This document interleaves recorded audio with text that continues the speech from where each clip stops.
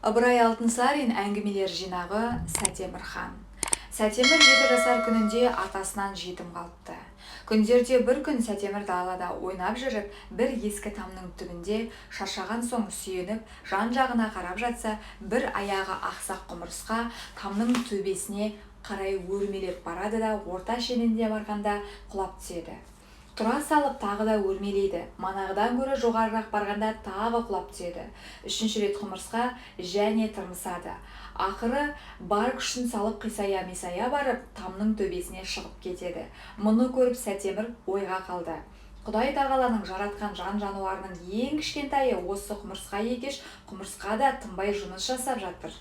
Өзі ақсақ, бір тырмысып, екі тырмысып, жығылып, сонда да қоймай ақырында мұратына жетті.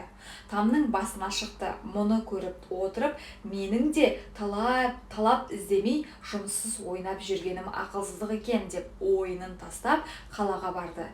Қалада бір зор білімді, оқымысты молда бар екен. Соған үй сыпыруға жалданып, ақысына оқу оқыптымыз. Ақырында сол Сәтемір асқан данышпан, айдай әлемге патша болған екен.